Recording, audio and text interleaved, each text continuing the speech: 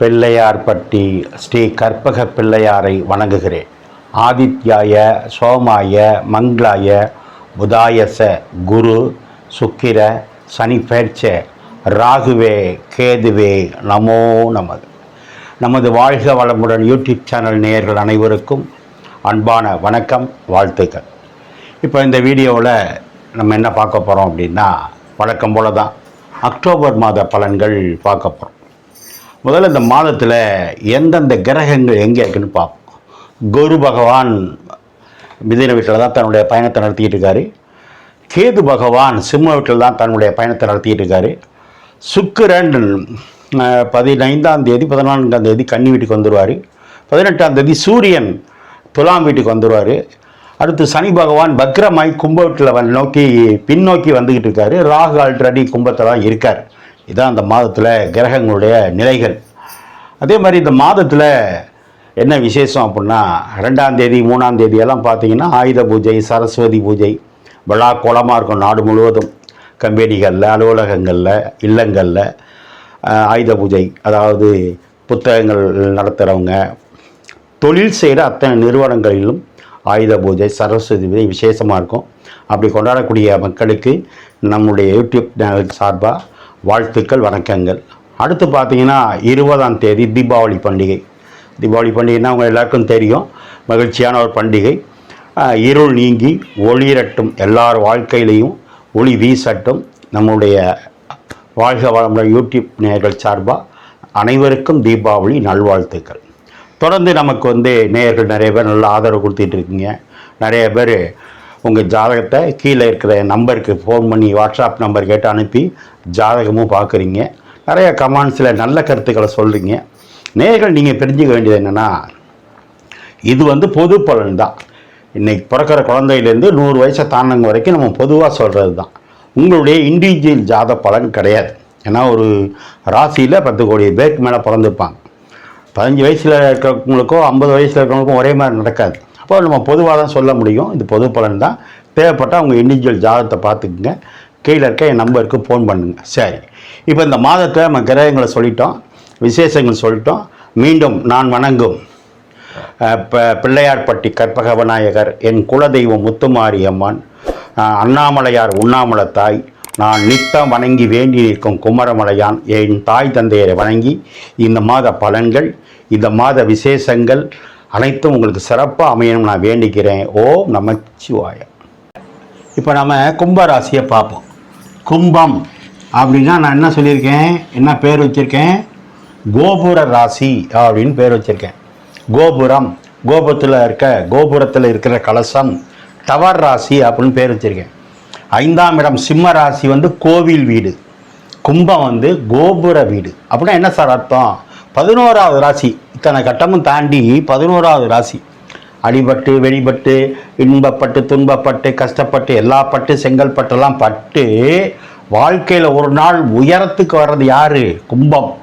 இவங்க வாழ்க்கை, இவங்களுடைய புகழ் ஒரு நாள் வெளிச்சத்துக்கு வரும். வருமானம், குடும்பம், திறமை வெளிச்சத்துக்கு வரும். ஏன்? சூரியன் 7ஆவது ராசி, அது ராசியை பார்க்கறதுனால. 7ஆம் இடம் என்பது களத்திரஸ்தானம். கணவனாக இருந்தால் மனைவி வந்ததுக்கப்புறம், மனைவியாக இருந்தால் கணவன் வந்ததுக்கப்புறம் இவங்களுடைய பேரு புகழ் உயரத்துக்கு வரும். திருமணத்துக்கு பிறகு ஒரு கல்வியும் படிப்பாங்க, ஏதோ ஒன்று படிப்பாங்க. சரி, இந்த மாதம் எப்படி சார் இருக்கும்? நிறைய எனக்கு இப்போ ஒரு 6 மாதமாக ஜாதகம் நிறைய வர்றது கும்பராசி தான். இன்றைக்கி கூட காலையில் சதய நட்சத்திர ஜாதகமே 3 பார்த்தேன், கும்பராசி.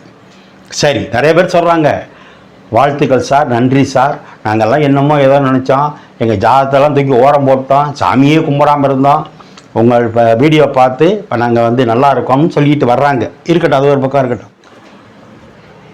இப்போ இந்த மாதம் கும்பராசிக்கு எப்படி இருக்கும் அப்படிங்கிறத பார்ப்போம். பொதுவாக ராசி நாதன் சனி பகவான் வக்ரமாகி பின்னோக்கி வந்துக்கிட்டு இருக்கார். அப்போ என்ன அர்த்தம்? ராசிக்குள்ளே வர்றாருன்னு அர்த்தம். ராசிக்குள்ளே வந்தால் என்ன? ஜென்ம சனின்னு சொல்கிறது. அப்போ ஜென்ம சனின்னா என்ன சார் பண்ணும் அப்படின்னா, உடல் உபாதைகள் இருக்கும், அசதி இருக்கும், சோர்வு இருக்கும், வேலை பளு அதிகமாக இருக்கும். கம்பெனியில் வேலை பார்க்குறேன் சார், இல்லை அலுவலகத்தில் வேலை பார்க்குறேன், இல்லை புதுசாக வேலைக்கு சேர்ந்துருக்கேன்னா வேலை பளு அதிகமாக இருக்கும். 8 மணி நேரத்துக்கு 10 மணி நேரம் 12 மணி நேரம் வேலை பார்க்குற மாதிரி இருக்கும். சளி பிடிக்கும், வாய்வு தொந்தரவு இருக்கும், இப்படி ஏதாவது ஒரு தொந்தரவு இருக்கும். தூக்கம் கம்மியாக இருக்கும். ஏன்? ஜென்ம சனின்னா. அது 30 வயசு கீழே இருக்கவங்களுக்கு தான். படித்தா மறந்துடுவீங்க, ஒரு வேலைக்கு திரும்ப போகிற மாதிரி இருக்கும். இது உண்மை. ஆனால் குரு பார்வையில் சனி பகவான் இருக்கார். அப்போ என்ன அர்த்தம்? இது எல்லாம் குறைஞ்சிரும், மாறிடும். அதே மாதிரி உங்களுக்கு 9ஆம் இடம் என்பது பாக்கியஸ்தானம்.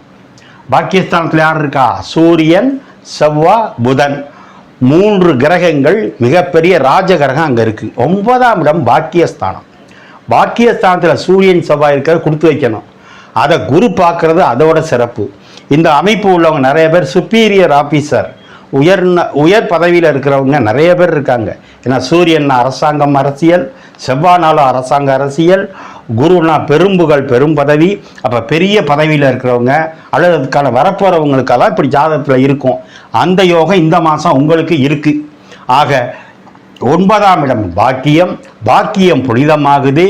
5ஆம் இடம் என்பது புதன். அந்த 5 புதன் 9ஆம் இடத்துல இருக்குது. அப்போ 5, 9 பரிவர்த்தனை யோகத்தில் இருக்குது. இந்த மாதம் உண்மையிலேயே சிறப்பான மாதம். என்ன கேட்டாலும் கிடைக்குங்க. உங்கள் வயசுக்கு தகுந்த மாதிரி. வேலை வேணும் சார், கிடைக்கும். ப்ரொமோஷன் வேணும் சார், கிடைக்கும். காலேஜ் மாற்றணும் சார், கிடைக்கும். திருமணம் ஆகணும், கிடைக்கும். குழந்தை பாக்கியம் கிடைக்கும். ஏன்னா 5 குரு பார்க்குது, 5ஆம் இடத்துலையே இருக்குது. ராசியை பார்க்குது, குழந்தை பாக்கியம் கன்ஃபார்மாக உண்டு. 5ஆம் இடத்துல குரு, 5ஆம் இடத்து புதனை பார்க்குது, பதவி உயர்வு உண்டு, இடமாற்றம் உண்டு. ஒரு சொத்து வாங்கியிருக்கேன் சார், இன்னொரு சொத்து வாங்கலாம். வீடு கட்டணும் சார், கட்டிக்கலாம் சார். உங்கள் வயசுக்கு தகுந்த மாதிரி என்னென்ன கேட்குறீங்களோ அத்தனையும் கிடைக்கும். குறிப்பாக உங்களுக்கோ உங்கள் மனைவிக்கோ, கணவனாக இருந்தால் மனைவி, மனைவியாக இருந்தால் கணவனுக்கு அரசு பணி உண்டு, அரசியலில் பணி உண்டு, அரசியலில் பதவி உயர்வு உண்டு.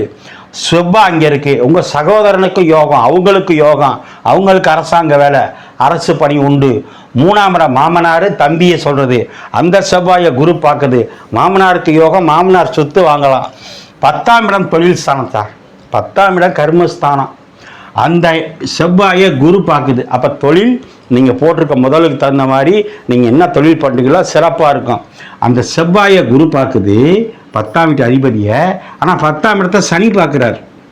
இது பாருங்க, ஜீவனக்காரன் சனி பகவான் 10ஆம் இடத்தை பார்க்குறார். சார் எல்லா வகையிலையும் சிறப்பு. 100க்கு 90% கும்பராசிக்கு அக்டோபர் மாதம் அதிர்ஷ்டமே. 5ன்னா அதிர்ஷ்டம், 9ன்னா பேர் அதிர்ஷ்டம். அடுத்து சுக்கிரன் 8ல் இருக்கலாமா சார்? பொதுவாக மறைவு ஸ்தானம் சுக்கிரனுக்கு 8 அவ்வளோ சிறப்பு இல்லை. ஆனால் சுக்கிரன் என்னென்ன, பெண்கள், அத்தை, மனைவி. அப்போ 8ல் இருக்கும்போது அவங்களால மறைமுகமான வருமானமோ லாபமோ உண்டு. ஆனால் 8ஆம் இடம் இருந்து மர்மஸ்தானம். அப்போ யூரினரி இன்ஸ்பெக்ஷன், அடிவயிறு, இந்த மாதிரி இடங்களில் ஒரு சின்ன டிஸ்டர்பன்ஸ் இருக்கும். பயப்பட வேண்டாம். அவங்களுக்கு வீடு கொடுத்த புதனை குரு பார்க்குறாரு.